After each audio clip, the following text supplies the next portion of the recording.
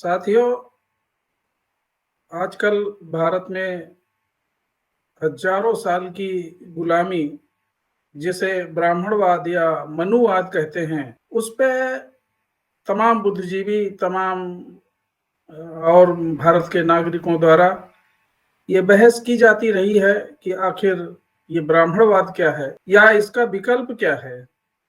ब्राह्मणवाद का विकल्प क्या है? अगर ये असमानता के आधार पर मानवता के विरुद्ध शोषण, आडंबर, पाखंड की व्यवस्था है, तो इसका विकल्प क्या है? क्या इसका विकल्प हो सकता है? साथियों, भारत के बहुजन समाज के तमाम संतों, गुरुओं ने इस अव्यवस्था के खिलाफ, इस असमानता के खिलाफ, शोषण के खिलाफ, गैर बराबरी की व्यवस्था के खिलाफ लगातार संघर्ष किए।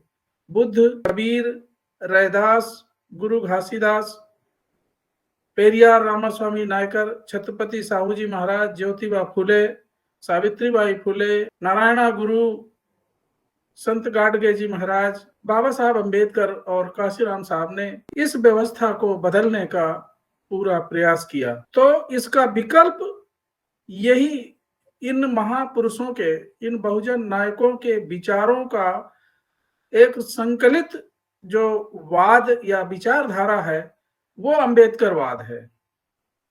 अंबेडकरवाद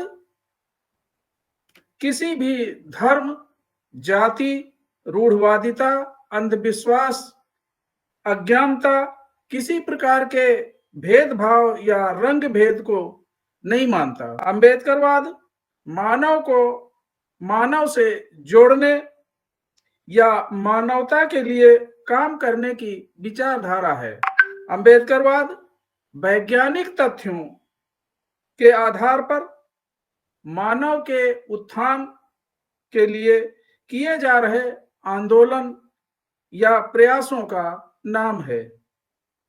रूढ़वादी विचारों को अपनाकर जीवन जीना अंबेडकरवाद नहीं है। अंबेडकरवाद दुनिया की सबसे प्रतिभाशाली और विकसित विचारधारा का नाम है। दुनिया में ऐसी कोई समस्या नहीं है जिसका समाधान अंबेडकरवाद में न हो।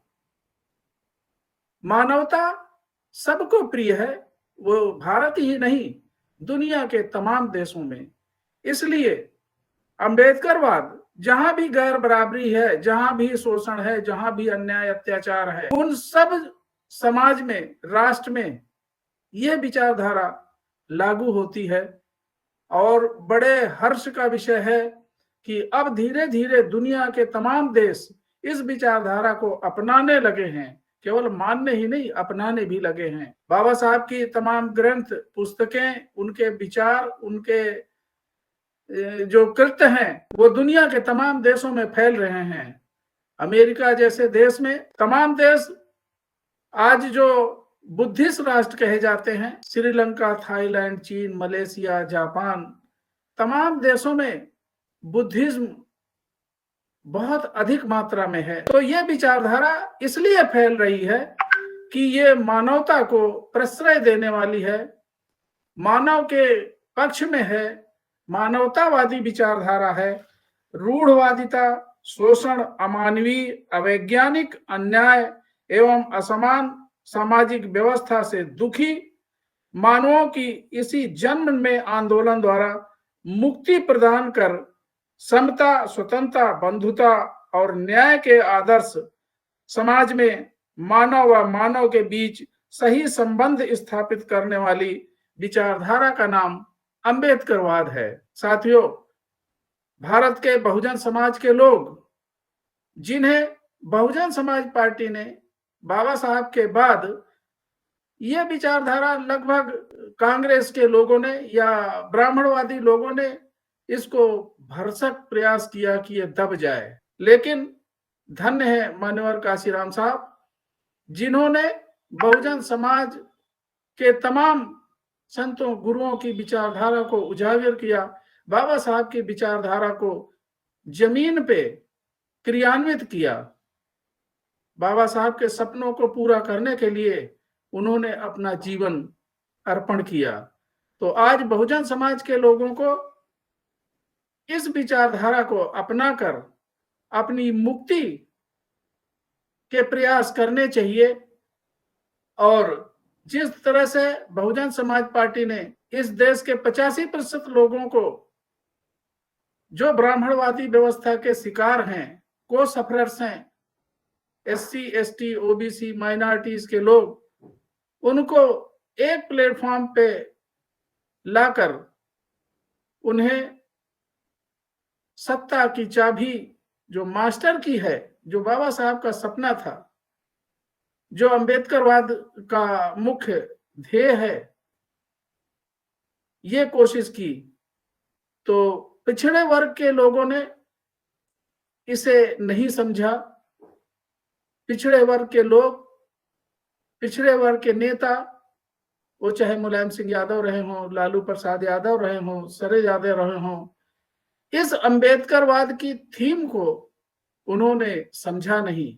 अब उनकी जो भावी पीढ़ी है, अपनी गुलामी का, अपने शूद्र होने का एहसास हुआ और इस थीम अंबेडकरवाद की विचारधारा से भी अब वे अपना मुक्ति ढूंढ रहे हैं।